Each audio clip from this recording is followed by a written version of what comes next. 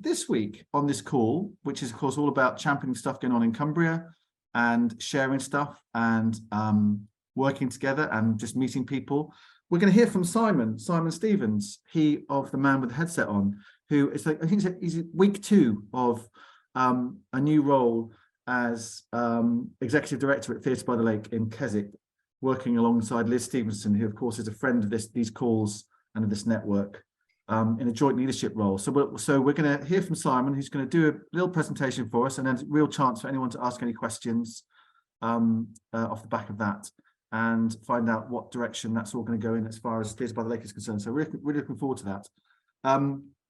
Before that, we're going to hear from Helen Bartosinsky, who's there at Barrowful, who's got a great project coming up, and we're going to watch a little film as well. And then we'll talk a bit more about how you can learn to draw, and also a talk that we're hosting coming up next week, part of the Deep Time project out in West Cumbria. So that's the plan for this morning. But we're going to start with Helen, because she's got to get off to her high-level executive meeting shortly. So Helen has got a great piece of work that we've seen before, and it's coming back again. And I'm going to throw the floor open to you, Helen. Thank you very much. I'm happy to be here. Hello, everybody. Welcome, Simon. Yeah, I'm going to sneak in naughtily another exhibition. So I'm freelance, so I'll talk about Festival of Colours in a minute, but there's also a clip to play. So I'll start by moving this way. There. I'll do that later, that looks weird. So for Full of Noises, who are a sound and new music organisation in Barrow, they're collaborating with the Dock Museum and Barrow Heritage Action Zone and Barrow Library to do From a Pin to a Piano, which is a 1-week only exhibition at 105 Duke Street. That starts next Monday the 27th and runs till Sunday the 2nd. And it's reimagining what a museum could be, should be, what we want it to be. It's looking at the old museum artifacts in Barrow and Pass's department store artifacts, which used to be on Duke Street as well. And it's got new installations from Artfly, where you can kind of create your own digital dress and go out dancing on the old public hall of Barrow. You can smell the smells of the old public hall in Barrow, which I'm not sure will be a very nice smell actually. But yeah, it's a really interactive, really fun exhibition for everybody to go to for free starting next Monday. So that was sneaky, that was for Full of Noises. This is Festival of Colours for Barrowful, which is Cumbria's creative people and places programme. Well, one of 2 now. In Barrow, South Cumbria's creative people and places programme. That's Barrowful. Yeah, we did Festival of Colours last year. It was fantastic. 10% of Barrow came, which I thought was a really good attendance figure. It was based on South Asian, particularly Indian culture and heritage last year.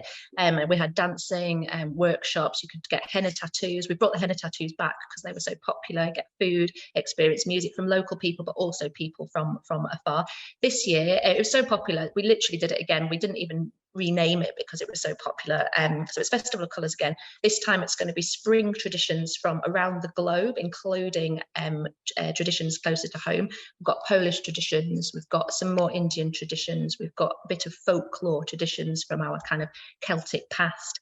And it's free, it's family friendly. It's a really, if you want to tell anybody about it, it's just a really easy thing to do. It's kind of culture by stealth. You kind of wander around Barrow, find yourself getting a beautiful henna tattoo, find yourself dancing, as I did, to some Bhangra music out on the square.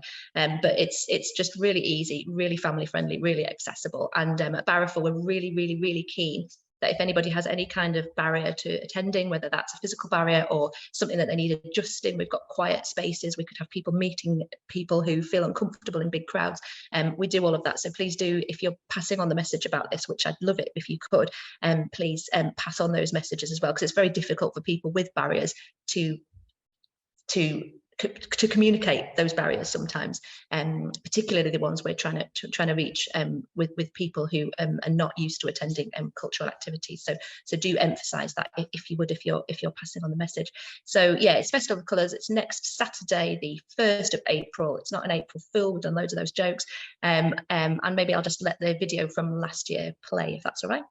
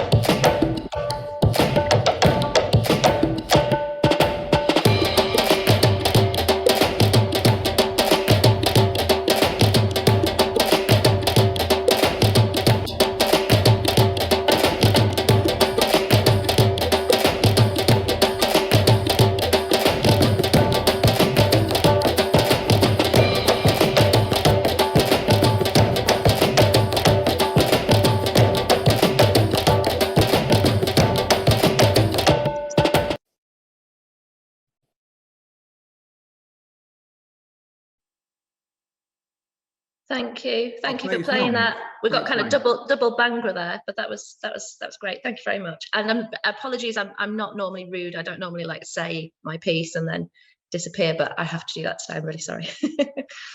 That's great. So April the 1st, in Barrow, throughout, the sun is going to shine as it looked like it did last time.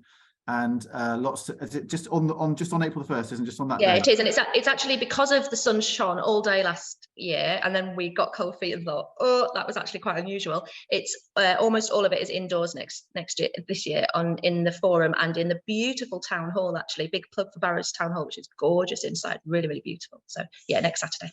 Great, lovely. Thanks for coming on, Helen. Lovely to see you. Good luck with that. Looks great. Right.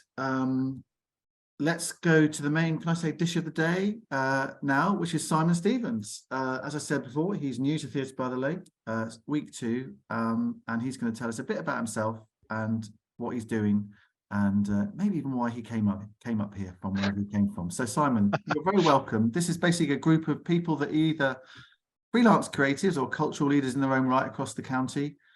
We've been doing these calls for about 3.5 years now, since just before the start of the pandemic, whenever that was.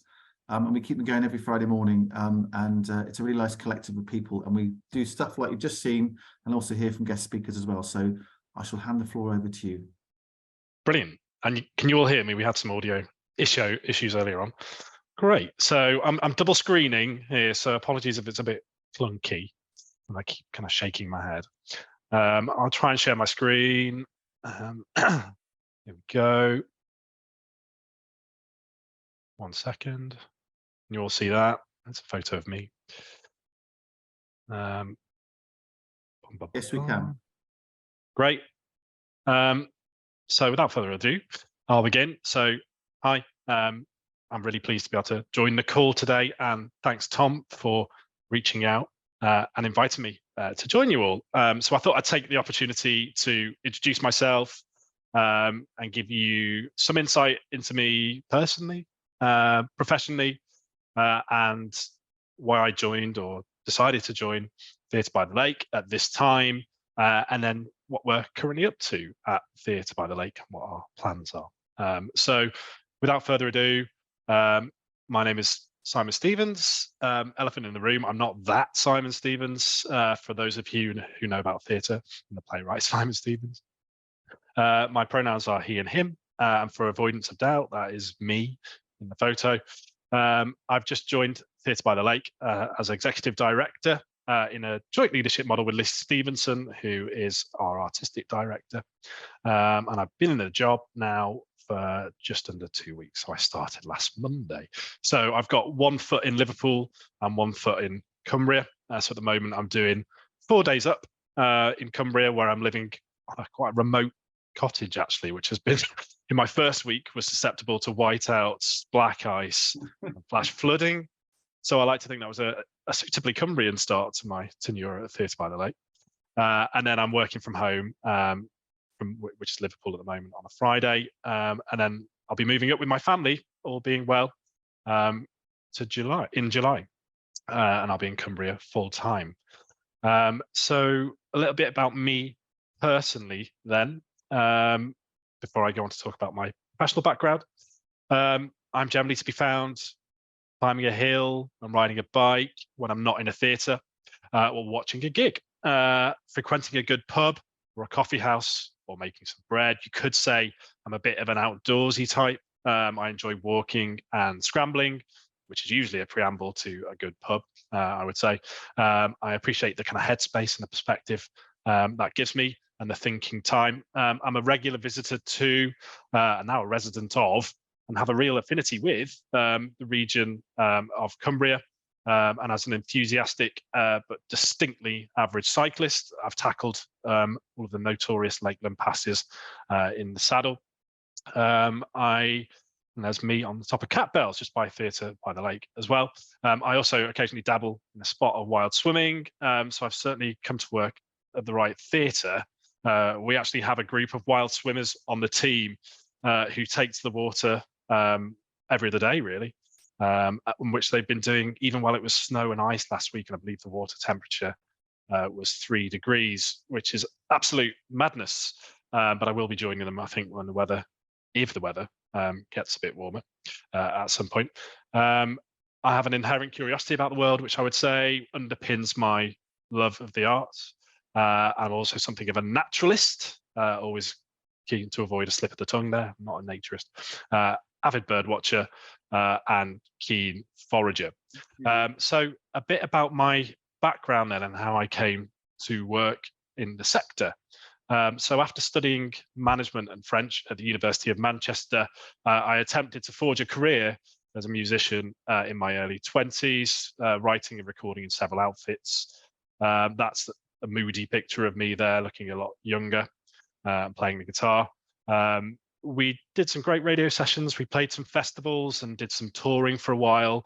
It was a really formative experience for me. It wasn't necessarily financially the most successful thing I've ever done, but it really cemented in me a love of the arts and the desire to work in the creative sector and to work with other artists as well. And it was also during this time that you could say that I really fell into theatre, having not really had much of an interest in the art form. Previous to this, I needed to take on some part-time work to subsidise my fledgling career as a musician, and I started doing some ushering through a friend. And I gradually kind of rose up through the ranks and moved into house management and venue management, really got to get to grips with the ins and outs, how a theatre works, the operation behind the scenes. I also got to experience the full gamut of theatre, really, from the kind of the classical canon, physical theatre, contemporary dance, right through to panto. And, you know, I realised how much I enjoyed and how valuable the art form was. So when it became clear to me that my career in music was not really going to get off the ground, I looked to theatre for progression, as I say, through venue management in the first instance.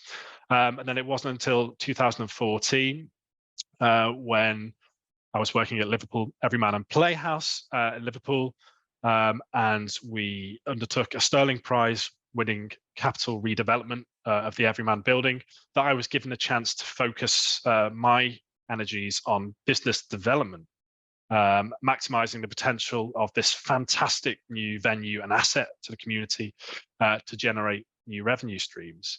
And it represented a unique opportunity for me to marry kind of my business grounding from university with my love for the arts. And I found that operating commercially and entrepreneurially, but in a charitable and cultural environment, was a real sweet spot for my skills. And it also consolidated a view of mine that theatre is much more than a stage. You know, it was a meeting place, a social hub, a place for weddings, indeed. It was a centre for learning and development, a place for people to come together, really, and an asset for the community. Also at the Everyman and Playhouse, I developed a public programme of fringe events in the bar and the cafe areas, the front of house spaces and studio spaces, and they included kind of jazz gigs, poetry readings, scratch nights, and altogether using the venue in a more holistic way and establishing an all-day offer beyond just the stage. And then in 2018, there's another poster of mine going back. 2018, then I joined the senior management team at Contact in Manchester as head of commercial and visitor experience. We worked on a major capital redevelopment of the building and implementing a new commercial business model there to improve the financial resilience of the organisation, which is heavily subsidised. In case you don't know about Contact, it's one of the country's foremost young persons arts charities, which also runs a professional theatre programme from its mid-scale Manchester venue. It also has a unique governance model whereby young people are enfranchised to make key organisational and strategic decisions, both as actual trustees on the board, half the board are young people, and just as stakeholders as well.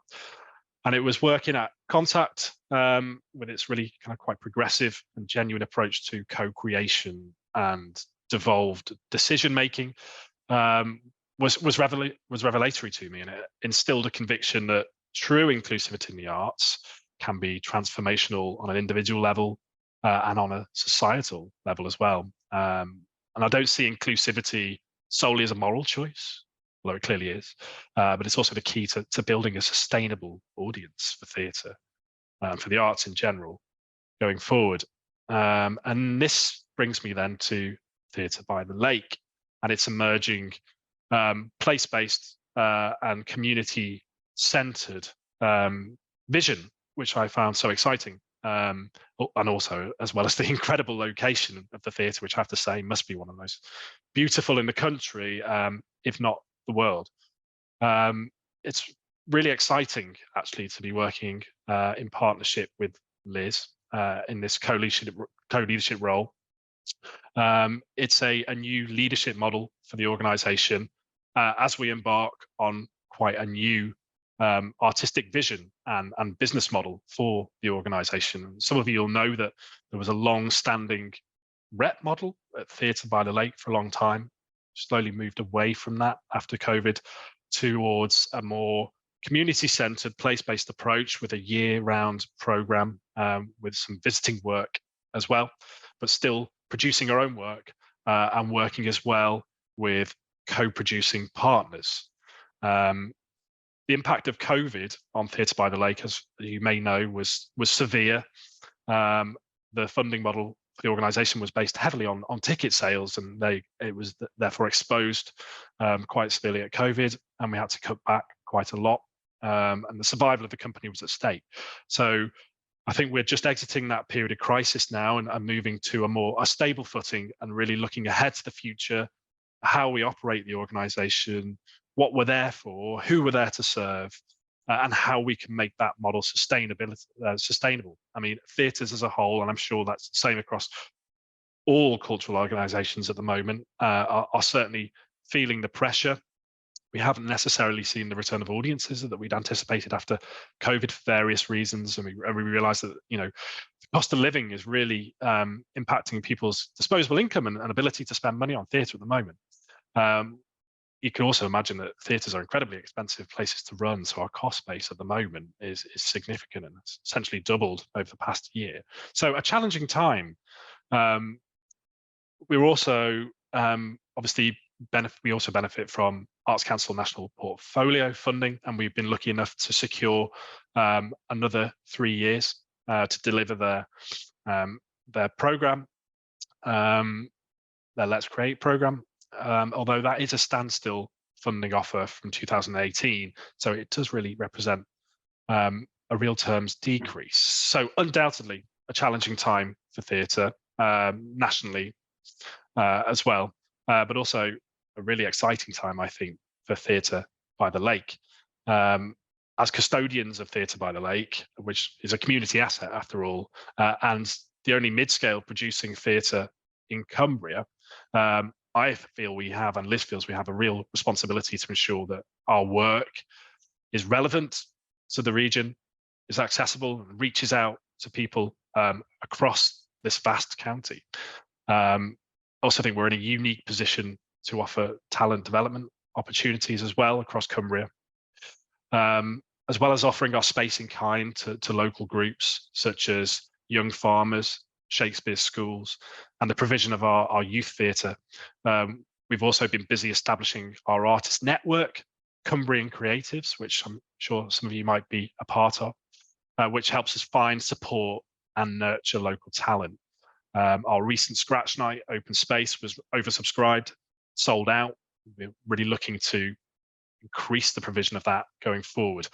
We regularly host opportunities for artists to come and discuss a project with us and ask for advice, or just find out a bit more about what we're doing at the theatre with our monthly walks and talks, and have a regular newsletter with a roundup of local and national opportunities. In fact, I'm leading a walk and talk, which you can imagine is pretty spectacular at Theatre by the Lake, on the 11th of April, if you'd like to pop down for a short yomp to the lake and back.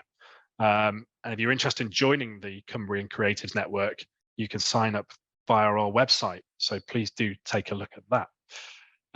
In terms of the work that we've got on at the moment, as I say, we've moved more into the co-producing realm, which is quite a new model for us, and sectorially that's becoming more prominent because it enables you to take a bit more of a risk and spread your cost base and your risk with other co-producing partners and achieve work of a scale that you wouldn't necessarily be able to do on an individual level. We've got 80 days around the world, just about to open the week after next. Well, actually opens next week. We have previews next week, which is a co-production with Hull Truck, which we're really excited about. It'll be the first co-production that I'm going to see at the theatre. So I'd implore you, please do all come along and see that. We've also had quite a bit of visiting company work as well at Theatre by the Lake over the past few months, which is quite new to us as well. And we've been showing a lot of contemporary drama and trying to build an audience for that. Something I'm really keen to see progressing at the theatre too. And we've got some really exciting place-based kind of local work in the offing as well, which I can't reveal to you now, but that's certainly something that we want to make a strategic focus going forward. And so I think that's just about it from my presentation. I hope that gives you a bit of an insight into me as a person, me as a professional, and into Theatre by the Lake as well, and where we are at the moment and what we're hoping to do. So there you go. So I'll stop sharing my screen. And thanks for taking the time to listen to me. Thank you, Simon. The music, what band were you in? What was the name of the band? It was called the SCCC back in the day. This one that passed me again? The SCCC. It had a very long, garbled name, but that was the acronym. Excellent. So indie jangly? Yeah, it was a bit indie. It was kind of early noughties indie, I would say. Really. I think I might have liked it. You never know. So, get that, who knows? For open mics, all over Cumbria, I can see the opportunity to rise. Well, quite, yeah, just off the guitar, start playing. That was really lovely to hear. And you kind of come across as somebody with energy, ideas. You've also got a bit of a hinterland, it would seem to me. You've got a life behind the job, and I always think that's really important in someone that's doing some sort of leadership role in particular.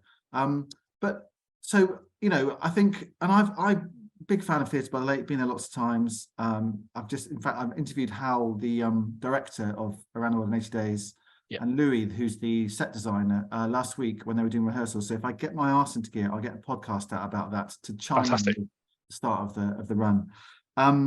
So I'm a big fan. But where do you sort of see its, you've touched on this a little bit, where do you see its responsibility in the wider Cumbrian cultural landscape? It's got lots of public money coming to it. It may have had tough times, but actually, relatively speaking, it's had a big injection of money from the Arts Council to keep it going over the pandemic, and a good NPO agreement as well, even if it's a standstill. So it's got responsibility to do things that are beyond just the theatre. Tell us a bit more about that. It absolutely does, and it's a community asset, and we are merely custodians of the theatre.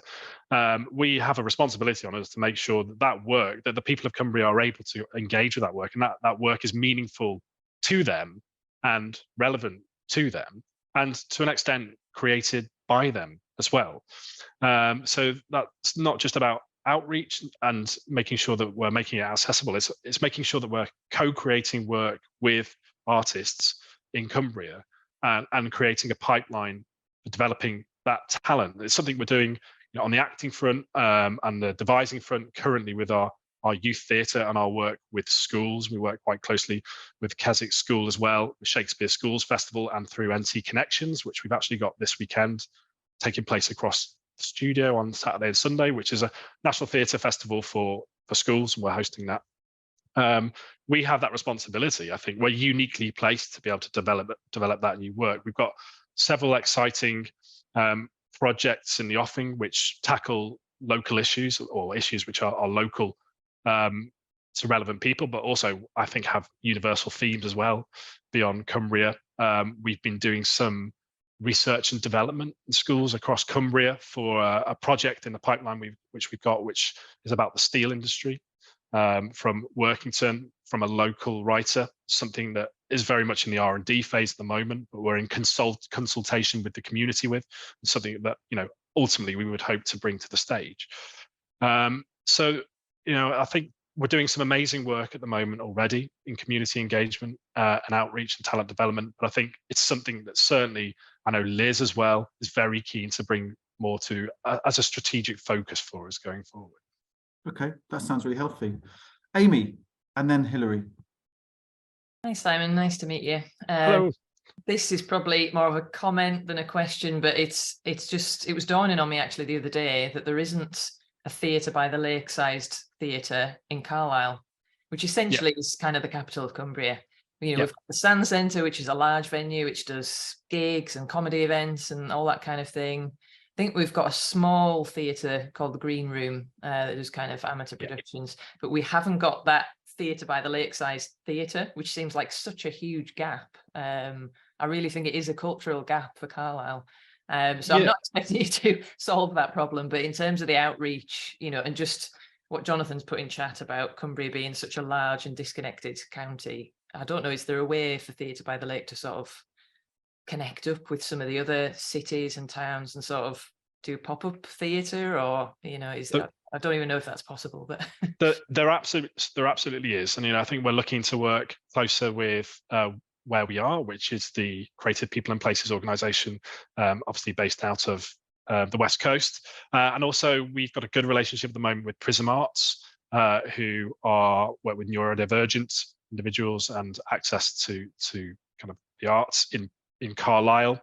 And we're looking to kind of work on our strategic partnership there as well. So I think you're absolutely right. I think we don't just want people to come to Keswick, to Theatre by the Lake. We want to take the work that we do at Theatre by the Lake to the community as well, across Cumbria. And, you know, we are the only producing mid-scale theatre between kind of Newcastle and Lancaster as well. So that catchment area and that need for the provision is vast, as you say. Yeah. Thanks, Amy. Hilary, then Damon, then Kerry. Hi, Simon. Hi, Hilary. I live in Penrith, and I regularly go over to the Theatre by the Lake because it's one of the few spaces that actually I can see contemporary dance, which I love. We don't get an awful lot of it, but I hope you will continue that legacy of providing access for things that are maybe not mainstream for some people. And also, I'm sure you're aware of Words by the Water, which we used to have.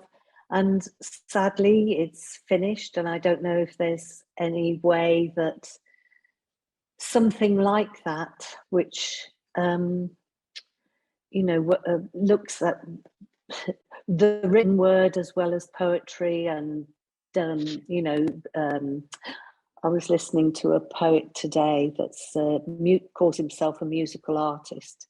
You know, things like that. I think we could, and Kay Tempest and people like that. I think we could. I would personally, and I know other people would like to see that kind of thing happening again. Words by the Water, and maybe having a bit more of a contemporary feel. So I absolutely agree. Couple of thoughts. Yeah, so I mean, I think Theatre by the Lake, Words by the Water is clearly sorely missed, and I know it had, you know, a profile beyond Cumbria as well, it was nationally renowned. Sadly, the organisation that ran Words by the Lake is a separate entity to the theatre and is unable at the moment to run that festival. But I think you're right, Hilary. There is a gap there, you know, and it's a gap that we'll be exploring going forward. And I think there is, you know, a real demand for that literary work, that poetry work on stage. It was only on Wednesday actually that we had Kate Moss, the novelist, in discussing kind of the forgotten women of history, centered around her new novel. And it sold out essentially at the theatre. So we know that there's a demand there, and it is something we'd love to explore going forward. Thanks, Hilary. Damon. Hi, hello, and hi, Simon. Thank you. That was a really inspiring talk, and obviously they've chosen exactly the right person to be at Theatre by the Lake. I'm an independent designer based up in Carlisle, and I'm also a trustee of West Walls Theatre in Carlisle, as part of the Green Room Club, the amateur theatre group who run the theatre.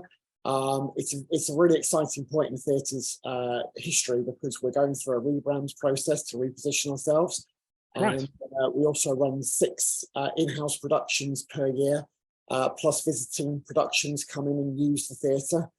So the West Walls it's Carlisle's only actual theatre at the moment, but very willing to have a chat with yourself and work out what potential collaboration could be possible with Theatre by the Lake, as it seems like, you know, there's so much energy that you're going to bring to it, and it's such a fantastic venue.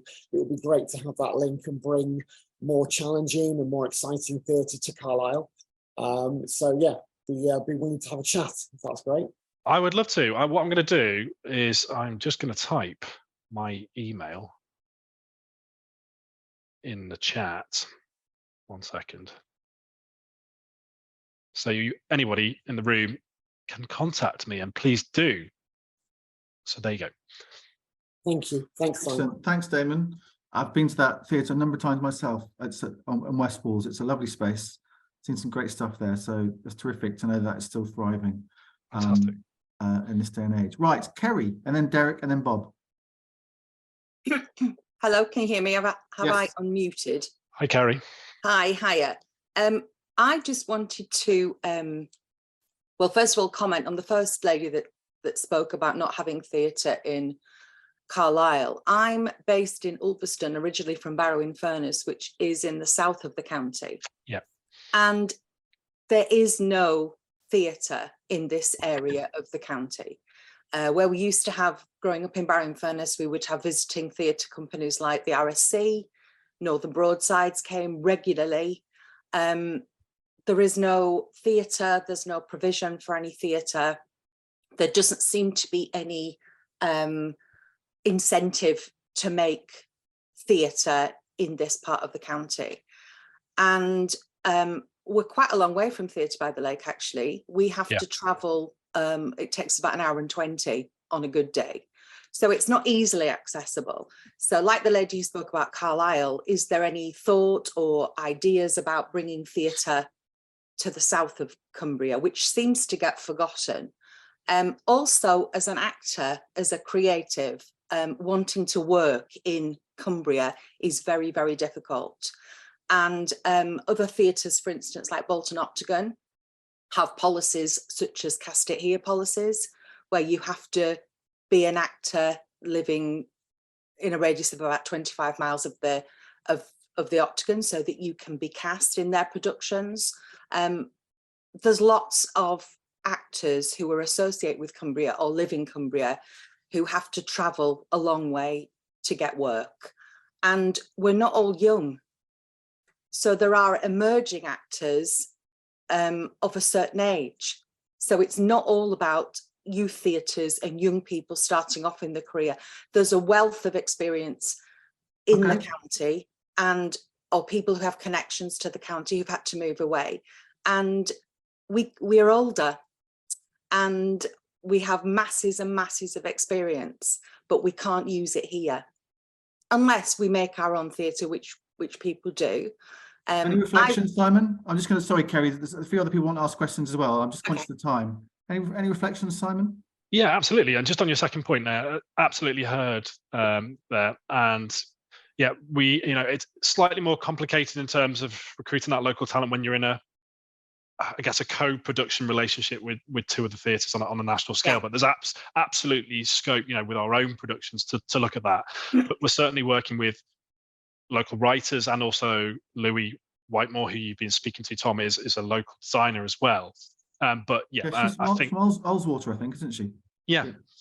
So there's absolutely scope, Kerry. There's more scope there to work with local actors. We welcome local actors group from across the region at the theatre, but in terms of professional actors on our stage, I think we do have some work to do there. And then just in relation to your first point as well, we have done in the past, and we are hoping to in the future work with rural touring companies such as Pentabus and the Rural Touring Company to take the work which we start on stage at Theatre by the Lake into the kind of the far reaches of the county as well, to make sure that it's accessible to everyone in the region. Mm-hmm. Well, just a final comment then. If you want to do a walk and talk with me, I will very, very happily show you South Cumbria and the area of Ulverston and Barrow-in-Furness, etc., which sometimes you might not be aware of, because it's not all about the Keswick area. So if you ever want to do that, I am available to show you South Cumbria. Excellent. Fantastic. Offer. Yeah. Thank you, Kerry. Thank you. Derek, and then Bob. Yes, thank you, Simon. I've a fairly regular attender. I was for a number of years a fairly active volunteer at Theatre by the Lake, and have on rare occasions been known to creep around the stage too. What you haven't talked about, I'd be quite interested to hear your views on, is the particular significance of the studio theatre, not least because of the idea of being able to take shows on the road around Cumbria. And that has happened in the past, that shows from that have been in the studio have gone through Arts Out West or Highlights and have gone to various other venues. Could you say a little bit more about the studio?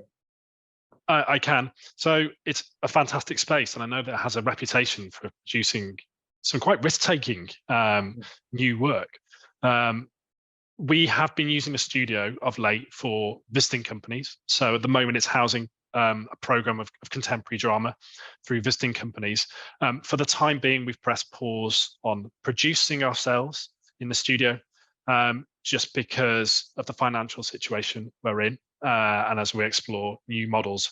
But I think you raise a valid point that, you know, a studio on that scale is ideal for talent development, really, and cultivating and incubating new work. And I know that Liz especially is very keen to see us using that space creatively and for the benefit of new artists going forward. But it is on pause at the moment. As I say, it's a receiving house at the moment, but there's some really exciting visiting company work coming into the studio, which I would say. Thank you. Thank you, Derek, for your question. Time for a couple more questions. Bob and then Emily. Right, I won't take long, because I was also going to talk about Arts Out West and Highlights, the rural touring network, which covers Cumbria and has a lot of very well supported village hall venues, and the urgency really of having locally produced work being able to be toured out to that existing network, which is well set up and well organized, and is just always on the lookout for very straightforward, stripped down productions that are relevant to the local area. Great, thank you. Yeah, absolutely heard, Bob. Thanks for your point. And thank you, Bob. And I've got an interest in rural touring as well, Simon. And I know that Liz, over the last 2 or 3 years, has definitely made really good connections and contacts with the rural touring, the two organisations that Bob mentioned, Arts Out West and Highlights, which covers the whole of the north of England. So it's great to hear that that is potentially going to have a bit more, you know, life to it as well. Because I think, so, as Bob's and others have mentioned, it's a really keen connection to get it into the, you know, and if you're going to follow the Let's Create strategy, the Arts Council strategy, it really does get you into towns and villages in a way that no other organisations do. Great, thank you very much, Bob, for that observation and that statement. Emily, over to you. Hi, Simon, nice to meet you. Hi, Emily. Hi, I'm just kind of thinking, I guess, with my kind of commercial head on, and having lived in Keswick for quite a while, I've always felt like the restaurant kind of bar space has such potential, being that close to the lake. You know, it's such a unique kind of venue, and I just wondered whether you had any ambitions with that, or any way you kind of see it going to kind of support you more. Yeah, it's an absolutely fabulous space, and you know, it's a really lovely. It's got a lovely feel to it as well. It's so amazingly located, looking out across the lake, that it just screams opportunity to me. Now we are in a relationship, an existing relationship, with a caterer, so we outsource the services to a caterer who runs it on our behalf. So you know, financially, it's an asset for us. But I think, as you point out, I think there's so much more scope to do things with that space. We currently do things like early morning yoga on one Sunday a month, but you know, given its location, I think it has so much more potential. And I would say that across the theatre in general as well, both the cafe and the theatre, the location from a commercial perspective has so much opportunity, and it is something I'm really keen to explore as part of my remit looking forward. And how can we leverage that location to help us financially and make us a sustainable organization. And it's something that I've done in my previous work at the Everyman and also at Contact, is really, using that building as an asset for you and making it work for you. And thank you, Emily. Such a massive footfall going past the front door. Of It's that crazy, well. yeah. And what percentage of that comes in, I don't know, but just a few increasing percentages of that footfall coming through just to look at something or eat something or have a drink would make a huge difference, wouldn't it, I guess? Exactly, yeah. So Simon, just to sort of wrap up with then, I'm going to put you on the spot. So in a year's time, what's going to be different about Theatre by the Lake because you are working there? And I'll give you a 3-year deadline as well. So what's going to be different in a year and what's going to be different in 3 years? In a year's time, there may be a public program of events in the cafe space. The presence of the theatre externally will be a lot more conspicuous for people walking past, and a lot more engaging and open, so people will feel compelled to come in and chat to us and see the work that we're doing. And on the stage, you'll see some work in development, or some work that has been developed in partnership with local artists and communities, which is taking place in our main house, and then which is appearing across the region in community spaces and village halls and other smaller venues.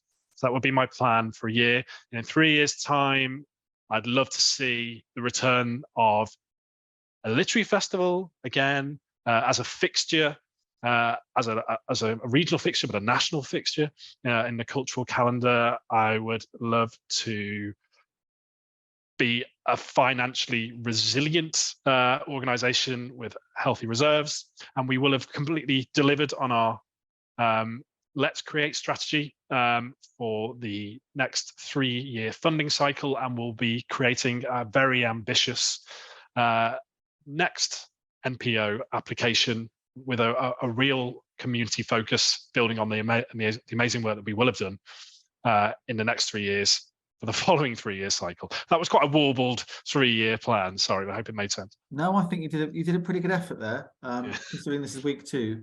No, and I think you have massive support from the cultural community in Cumbria if you are going to be able to pursue those ambitions and those dreams. It probably also helps, doesn't it, that there's a Stevens and a Stevenson running Yeah, one with the V and one with the PH. Quite, yeah. It must have been a key attributes to get the job. I think great. so. Thank you. So, and I hope, Simon, also, I hope you sort of stay a friend of this network as well. We've got a really good connection with Liz and with stuff that goes on there.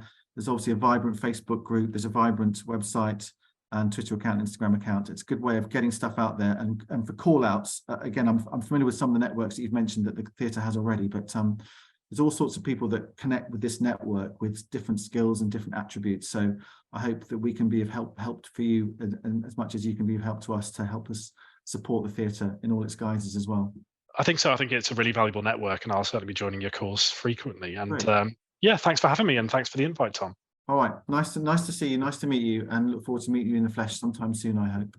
And thank you for your time. Stick around though, because we're about to learn how to draw in 5 minutes, because Amy has been I've oversold that item, but Amy has just talked before we came on the call about a really good little online program that she's just been following, and I said to Amy, I think other people would be interested to know about that. So Amy, the floor is yours. Tell us a bit about what you've been doing. Okay, sorry, my computer went weird there. Yeah, I definitely can't teach you to draw in 5 minutes, but just as a little show of hands, who on this call thinks that they can't draw? Put your hands up if you think that you can't draw. So that's quite a lot of people. I haven't got gallery view, but I'm just going along. That's quite a lot of people. Rob, yeah, I thought you put your hand up. You're wrong. You can draw. If you can see, you can draw, basically. And yeah, I've kind of come round, I'm a visual artist and I've worked with video, installation, digital, all these interesting things. And I kind of followed that path, to be honest, because I kind of got, waylaid at school, and, I kind of come out of school thinking that I couldn't draw, basically. But it's not true. If you can see, you can draw, and it's a skill, and everyone can be taught how to do it. But for me, I've been following a little online course called Sketchbook School. It's wonderful. It's quite cheap. You can get an initial course for about 40, 50 quid. You can follow it online. You can do it whenever you like. You can keep coming back to the courses. You know, there's no rush to do them, and they really, really encourage you along the way. There's a lovely little technique, which is a great way in. It's called contour drawing, and they do some really fun exercises like blind contour selfie, which is where you've got your pen on the page, and then you've got your other hand actually feeling the contours of your face, and then you move your hand across the paper as you're doing that. And it's just this wonderful exercise to break down those barriers, you know, that you might have just either taken on yourself, or you've been told at school, oh, don't draw like that, you can't draw. I'll put the link in chat. I don't know if you're going to be able to see much from my little sketchbooks through the Zoom lens. That's a blind contour selfie. It's probably not going to show up very well. Yeah, and I was just going back to the course and doing some self-portraits this week. Again, it's pencil. You're probably not going to be able to see it very well. If people, anyway, people pin you, Amy, they can actually see the big screen. So those little 3 dots, and it brings you up big and your screen up big, and you can see it. So hold it up again, Amy. Oh, hang on.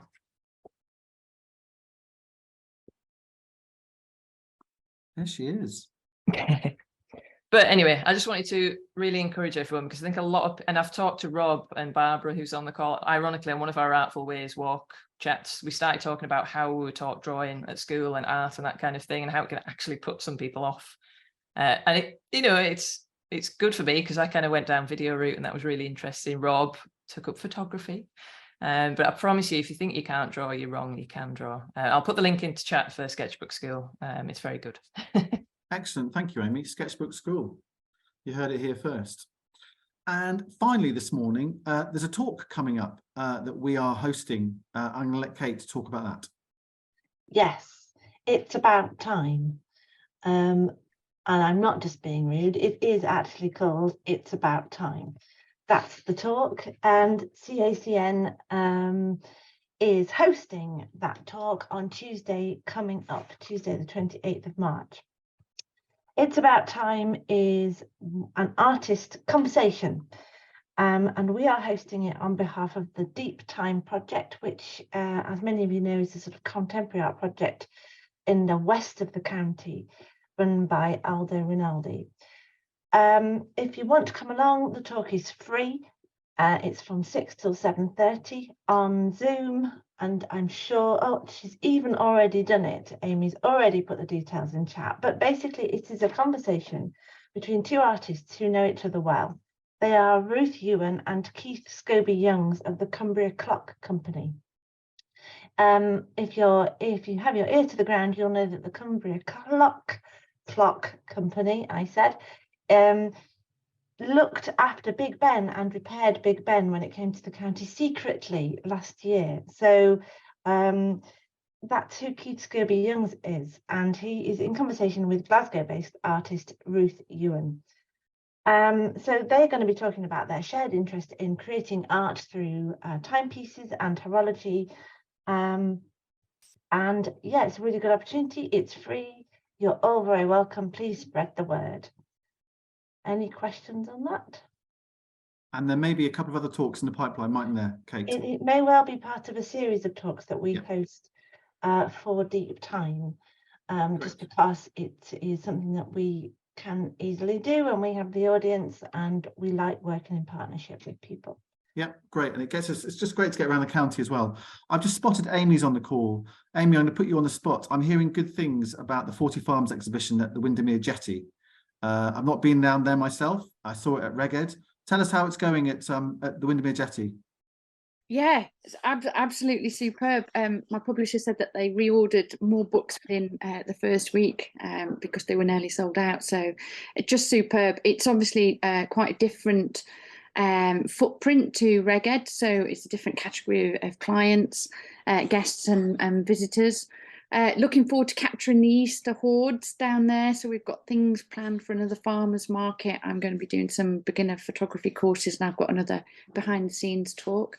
And it's just brilliant to have all these people learning about farming and how our landscapes are managed on the ground here in Cumbria through a totally different medium than has been maybe covered by James Rebanks's books and things like that.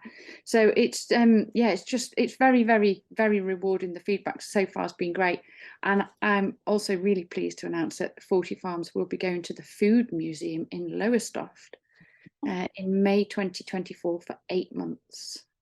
So I'll be capturing a whole load of people, hopefully down in the southeast there, and visitors from London, and onwards and onwards. So I'm still trying to find more homes for it to go to travel. But yes, it's superb. So if anybody has any contacts with any galleries, temporary exhibition galleries that are wanting a very commercially viable exhibition as well, the gross retail values are very strong. Footfall's excellent. It's pulling in huge numbers. Great. So thank you very much. The Jetty are delighted. They've had nearly a third more, no, 3 times as many visitors as normal in the first few weeks. That is. It does. Just to chip in there, Amy, it does look brilliant. We bumped into each other the other day in the cafe at the Jetty, didn't we? And I was really impressed with how the exhibition looks, and what a buzz there is about the Windermere Jetty Museum with the exhibition in it. So I really would recommend a trip down there. And not only is the exhibition brilliant, but the cafe is first rate as well. Yeah. Great. Simon, great. It's a great exhibition to get you around Cumbria, the 40 Farms exhibition. It goes to all the nooks and crannies of the rural countryside and beyond of Cumbria. I'll check it out. Thank you. Thanks, Amy. And there's yes, the inaugural Kirkgate in Cockermouth book festival. Speaking of book festivals, there's a one-day event taking place at the Kirkgate Centre tomorrow, I think it is, which is local authors and 1 or 2 others as well. So if you fancy a bit of a book festival, get yourself to Cockermouth over the weekend. And also, Derek's putting there's also a hint that Ways with Words, the organisation behind Words by the Water, may yet have a rebirth. So watch this space. That would be exciting. That would be great. All right. It's 27 minutes past 10. I hope you have a nice weekend planned ahead of you. I don't think it's going to be particularly nice weather, but you know, someone likes rain somewhere, and probably it's good for seedlings to get a bit of moisture and not get too cold. Although it's going to get frosty, I think, on Monday. So just look out for that. I've looked at my weather forecast. Simon, thank you so much for your time this morning. Good luck with the new job. It's always slightly nerve-wracking when you walk into a new place and move house and all that sort of stuff, but you seem like a very capable human being. So I'm sure you'll be absolutely fine, but I hope it all goes well for you. And I hope it continues to go from strength to strength for Theatre by the Lake. Thanks, everybody. Nice to see you all. Catch you all again next week. Next week, by the way, we're going to have stuff from Barrow, from Signal, where there's a great new exhibition, tidal exhibition. And also going to hear from Kay Morrissey from the Armet Museum in Ambleside, who's also doing some really good, interesting work and an interesting project coming up there. So do join us next week if you possibly can. Take care, everybody. Bye, everybody.